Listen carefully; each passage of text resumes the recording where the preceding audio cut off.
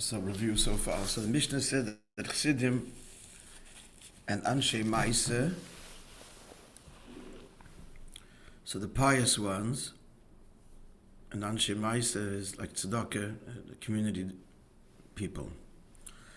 So on Simchas Beis Sheva, so they would dance before they assembled with torches of fire, juggling them 4 or 8. And the Mishnah is brief and says, and they would say before they assembled the divrei shidduch v'tushbachos, songs and praises. The Brisa adds detail to what they said, and namely as follows: the Chasidim and Anshe Maaseh said, "Happy is our youth. Fortunate is our youth. It doesn't shame our old age." They were consistently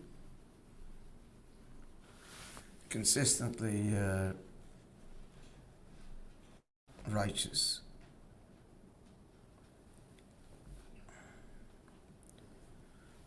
It's hard to do with my right hand here.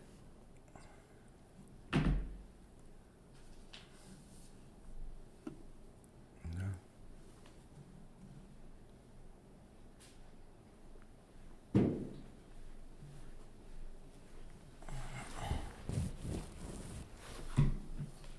Okay, that's what they said. And then, first of all, so the Brisa adds details of what they said. Number one. Number two, the Brisa also adds a third category. And that's the category of the Bali Tshuva.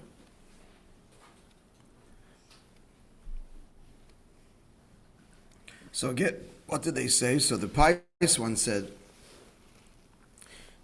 fortunate is our old age that it's not, I'm going to say, fortunate is our youth that it doesn't shame us in our old age.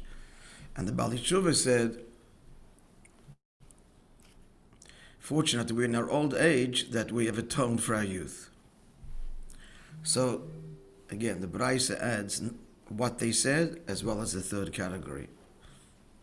The first two said the same thing, right? The Chasidim and Anshe Maaseh said the same thing, extolling the virtue of the youth that it doesn't shame them in their old age. Then he says, however, what's the omnam? The omnam is that at face value, who's saying this, and these groups, and the rest are merely spectators. That's how we could understand the Mishnah superficially. However, he says, the Mishnah didn't have to add that they said before them. This already been described, as the Rambam describes in detail, what he came to see and to hear, men and women. So all that has to be said is that they were there, and these people said the following. What's the lifneihem? Doesn't have to be stated before them. So he explains, the Rebbe is noting, the implication is lifneihem, that it affected them. What they said affected them. And moreover, the implication of the word that we're up to, lifneihem is to their pnimius. Panim, a face, means pnim, inside, because what's happening inside is reflected on one's face. It's expressive of emotion and so on. So oimrim lifneihem means that what they said affected the pnimius of the assembled. So we're up to now, hainu. So, but number 4 in the text, yeah, sharikud v'amidas divrish is v'shishbachis al yedei Chasidim Anshe Maaseh, etc. So this dancing and the songs and praise that are said by the Chasidim Anshe Maaseh and the Bali Tshuva, poal, affected by pnimius the Bnei Yisrael, affected them in their inwardness, penetrated them, such that it affected them for the entire year, as the Friedrich Rabbi, my saintly father-in-law, that I've been saying, writes in the brackets, in the maamar that he said of Tafshin Daled, this is 20 years later, that was 1944, and this is 1960, 1943, this is 1944. 63. Simchas Beis HaShe'eva Me'ira Ba'avodah. He writes there that the joy of the Beis HaShe'eva illuminates Ba'avodah in our service of Hashem the Chol Hashon. Still, Avlaf began, nonetheless, Ha'pa'ula Ba'shaychas L'Kol Yisrael, the effect and the relationship, the connection to what's being expressed by these three groups. And the Mishnah is hinting that they danced before them, they said before them. So there is a hashpah, but this hashpah is done, we need to note, so the Mishnah, so who affects this? You have to be a chassid and an anshe Maaseh to have this effect on others. That's what the Mishnah says. And there's a third category that the Braisa says. So therefore we have to understand what exactly are these three categories of Chassidim. We just translated it simply. We need to understand deeper what this means to Chassid and Anshe Maaseh and Bali Tshuva. And therefore this is pale on the pnimius of the viewer, of the onlooker, of the assembled. We also have to understand the reason. The Mishnah only mentions two categories, and why leave? It's only one more category, so say it. So the Braisa and Iskru Gam Bali Tshuva, why is it left to the Braisa, which is not the official body of the Mishnah, to introduce and to tell us and to reveal that there's also the Bali Tshuva? Why wasn't this also stated by the Mishnah itself? Yeah, questions are clear. So what are the questions? Just two basic questions, and they are, anybody please? Number one. What are the three categories? And number two. Why did we need the Braisa to bring it up? Why doesn't the Mishnah mention Bali Tshuva? Yeah. And what's the main chiddush of the Rebbe's explanation of the Mishnah in one word? It all rests on one word. Lifneihem, that they did all of this. Yeah, they did all of this in their presence, which was obvious, but it means that it affected them, and not stam, but in a very inward way. To the degree that what? To what degree would it affect them? Huh? The whole year. Right, okay. That's a summary, pretty much, of the first ayah. Let's continue. For Yuv and Zebahek, we're laying together, so forgive me if the Maamar Azake, and understand this by first prefacing, this is still the year, the 150th year of the Alter Rebbe's Istalkos, till Chavdala Teva. So the Maimorim are all based on the Alter Rebbe's Maimorim, and many of them that we just got, that had not been published yet, as we just learned the previous one. So we'll understand by first prefacing that which is explained in the Maimon of the Alter Rebbe Birchel Maimorim, in the Birchel, a book of Maimorim, manuscripts, a bundle. These are available to view in the library. The Shnas Tov Kuf Samach Beis, of the year Tov Kuf Samach Beis, the Maschel Yekarahem Mipninim, that Torah is more precious than pearls. It's a pasuk.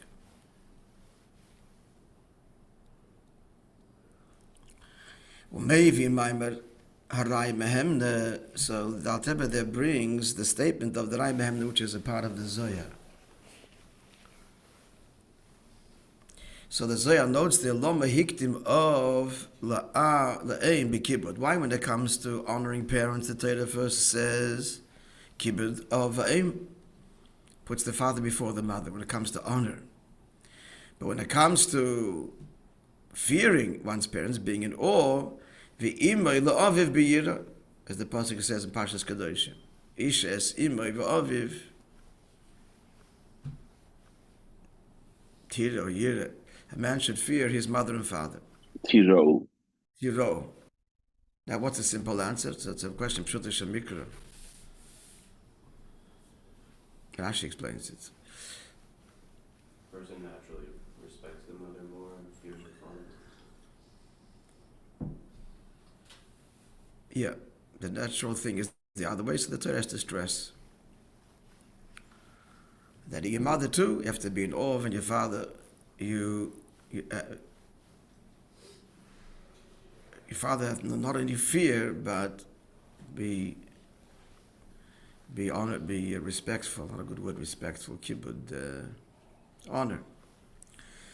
So the Zohar gives now the answer, B'pnimis in Yonim. The Ein Kavod Ela Torah, it's a statement. In Pirkei Avos, there's no honor other than Torah. So therefore, Aktim, he prefaces Abba Le'ima, Abba before the mother.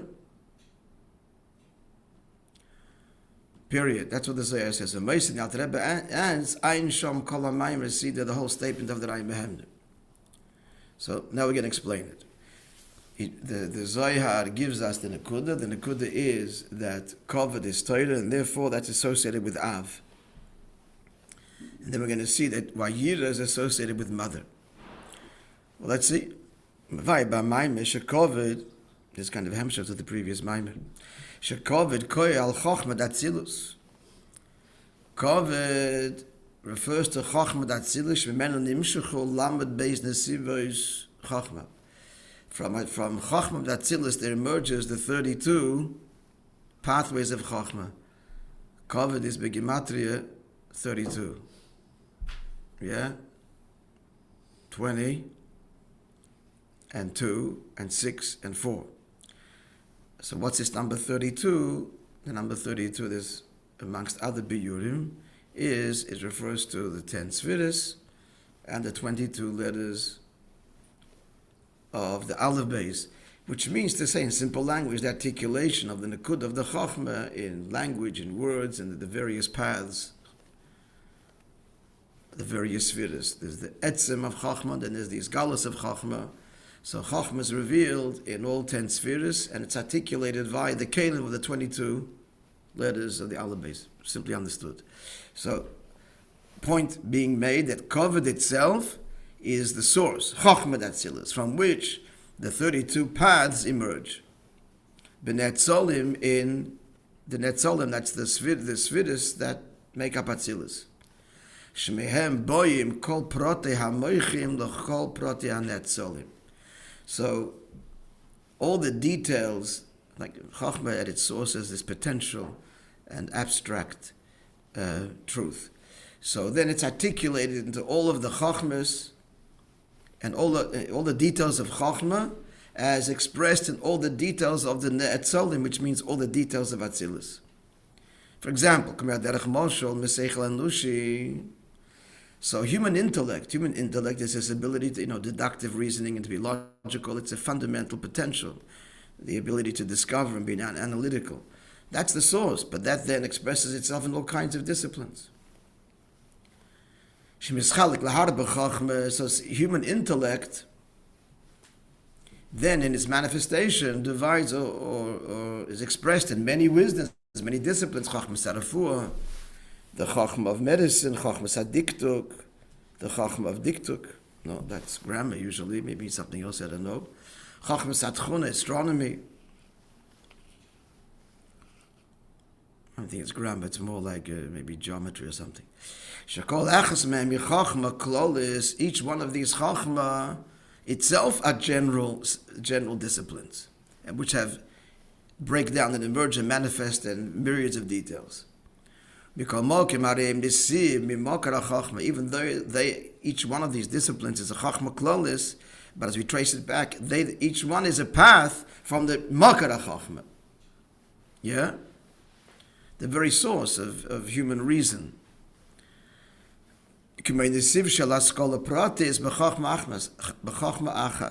Just like a particular idea in one general subject matter. It's one idea from a general subject. And one who grasps it, and by grasping an idea, and that then leads to another idea, it's like going from one path to the other, in the one general subject matter. So in the general subject matter, the same model appears. There's the mocker, and then there's various paths that emerge from it. In the bigger picture, all the disciplines emerge from the Chachma Klalis. Yeah, it's clear.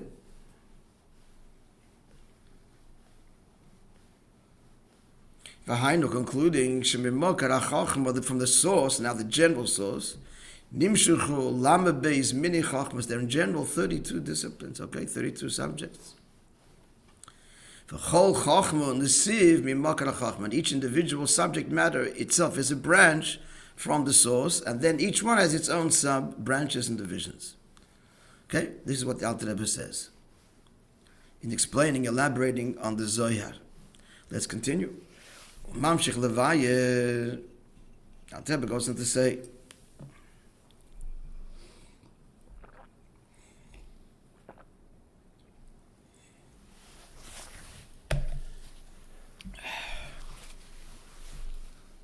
Shekivin shebechach mislabish erin sof. Alter Rebbe says in Tanya, famous Perek Lamed Hey, and in the note over there, that in Chachma is invested Erin Sof. So it's somewhat of a paradox. On the one hand, Chachma is part of the structure of Ishtalshalus. It's the first of the Sfiris, first of 10. But nonetheless, the Erin Sof, Hashem's infinite presence, is invested there. And the reason in one word is, anyone? Not in Bina and not in Das. It's in Chachma. And because the Ein Sof is invested in Chachma, it's carried through in a latent way in all of the Sfiras that emerge from it. But why, as long as those Sfiras are faithful to the Chachma, but why is Chachma itself the Keli for Ein Sof? One Hebrew word will do. Because of its bittul. Now some English words for a McGill student. Okay, now English, plain English. Why is Chachma the Keli for Ein Sof? Objective. Yeah, that's a good word. Chachma is the capacity for objectivity that God gifted us with. It's quite the gift. Notwithstanding that we are fundamentally, as humans, emotional. As explained in Chassidus, that the midas are rooted in the nefesh deeper than seichel. Ki adam eitz hasoda, that's midas, like the tree that branches and so on. But Hashem gifted us with intelligence. And intelligence at its root is the capacity to view, to entertain objective truth, even if it's uncomfortable. That's what Chachma is. The emes as is. Anything after that is already subjective, interpretation, which is necessary. Take that truth and make it your own. But first you've got to take the truth. It's like Nasa before Nishma. If there's no Nasa before Nishma, then the Nishma is a corruption. At the get-go, at the outset. So that's what Chachma is. Chachma is the ability for the human being, it's the search. It's the drive, the search for the objective truth. And therefore it's always questioning. What's behind, what's behind, what's behind, what's behind, and it's never satisfied. The end is, behind everything is God, so it'll lead to God. True Chachma will lead to God, but why is this, and why is that, and why is it that way? The end it leads to, because the Creator wants it this way. That's the bittul. All to say that a true scientist, if whatever discipline, is an emissary without agenda at all, will discover God today or tomorrow, which they are. Okay, so Chachma is what? So again, the Mamshech Levayat Alter Rebbe continues. Shekiv Shebechachma Stabashed Insof Lachein Nikras HaTorah Yikora. Therefore, Torah is called precious. The fish in Islabish Bo HaYokar, because the precious one is invested in it. Shehu HaTargum Shel Koved. The Targum explains, translates the word covered with the word Yokar. In English, we would say not be honorable, but precious. And that is a term that is applicable to the Ein Sof. Why? The Kreir Ein Sof, Shenikra Yokar. Ein Sof is called precious. Al Shem HaYoker HaMuflag, because of its extraordinary preciousness. Kamei ateres zov, like a crown of gold, me'avonim toivos, that has precious stones. Here's the key point: she'ein gvul liyoikra. Its value is infinite. That's what true. The word yakar is also expensive. We use that term in modern Hebrew. So what it really means is, at its root, not just expensive, but beyond value, beyond money. That's the true notion of preciousness in Torah. So Torah is called yakar. Why? Because in Torah, which is the Eibish's Chachma, is invested him, the Ein Sof. Therefore, it's truly precious. So Keser is the crown. It's the crown and the preciousness, the crown of Chachma Datzilis.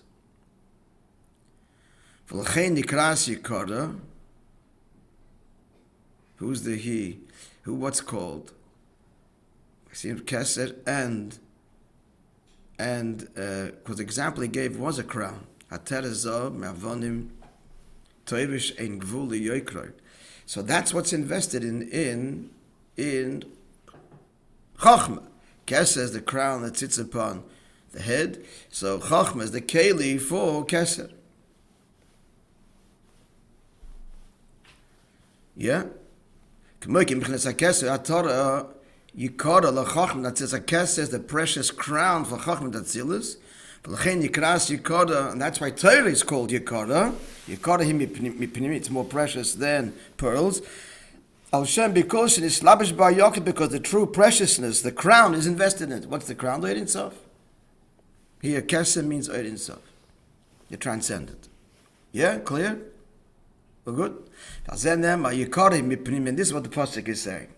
What's the allusion here? This is a Gemara. It is more precious than pearls. So the Gemara explains the word pninim. Torah is more precious. It's an allusion here to the Kohen Gadol that enters on Yom Kippur into the inner of the inner. What's the inner? The inner would be what? Technically, the inner is the Kodesh. The fly of him is Kodesh HaKadoshim. So Torah is more precious than that. So one who learns Torah, in other words, the Gemara is saying in Hurius, the one who has Torah, so it's even more precious than the Kohen Gadol being in Kodesh HaKadoshim. Now let's understand and appreciate that statement. In the Kohen Gadol shenichtas lafnai lifnim. So the Kohen Gadol who enters within the inner, he goes and ascends in his avodah. He is ascending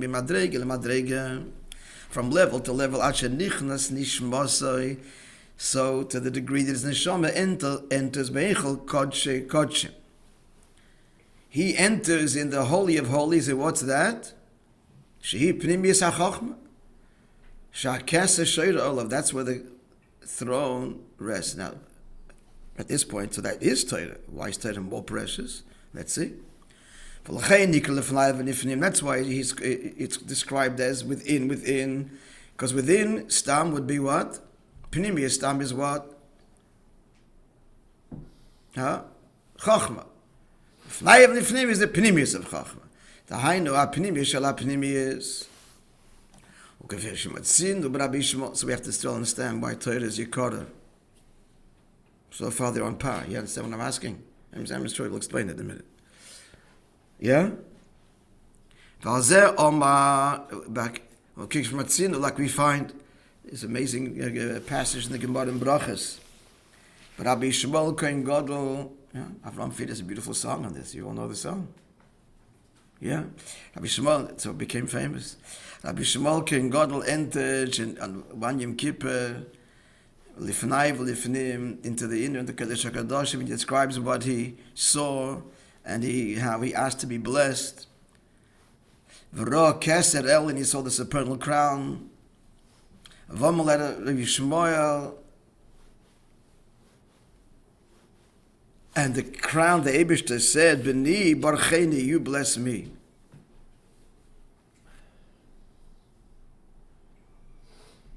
So what's the Zehu? So, I'm not explaining that. Okay, let's just keep him plow ahead.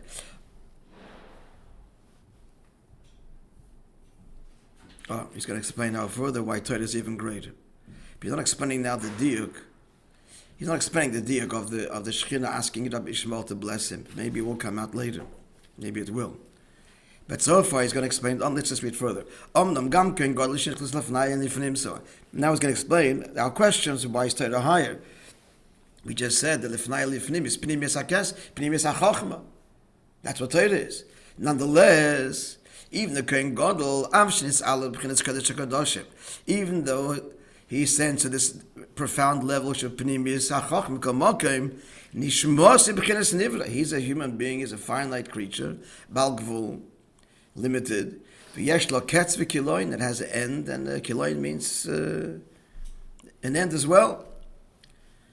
Meaning that the avoid of the Kohen Gadol shenichlas lefnayim lifnim u'ba'ofen shalom lamata is not unlike what we learned the previous maamar, right? The avoid of the Ovis pre matan Torah, post matan Torah, or post matan Torah, Torah mitzvah stam and mamash mesilas nefesh. So he's avoid himself, he's avoid if above to below. And therefore, it's according to his level, according to his height. But the Torah itself, that will explain the Barcheni. But the Torah itself is even more precious than the Kohen Gadol. It's called precious Hashem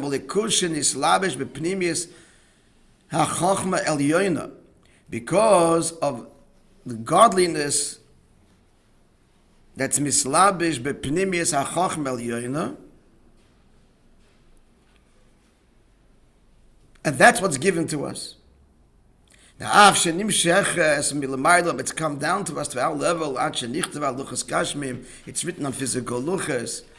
Hi guys. Okay, we're going to soon transition. But the Mishnah says the pasuk says that who writes it? God writes it. And the Eibishter is utterly boundless. Therefore, in the Torah, notwithstanding that it comes down to our world, it's essentially deeper and more precious than the Kohen Gadol shenichlas lefnai lifnim. Given shegam lemata ba hamshacha solikus milamayla kefishi bli gvul. There's no compromise in its true, infinite, divine nature, even as it comes down. Whereas the Kohen Gadol is about his avodah and his experience. So it's inherently limited. We have to learn further to see greater elaboration. Okay. Okay, gentlemen, just you'll see this. Please follow on the WhatsApp that the Chassidus will continue tomorrow by Medina at 10 to 9 and throughout Chol HaMoed and in Mesa Shem, Simchas Torah, Eshmirat Zeres, and Simchas Torah.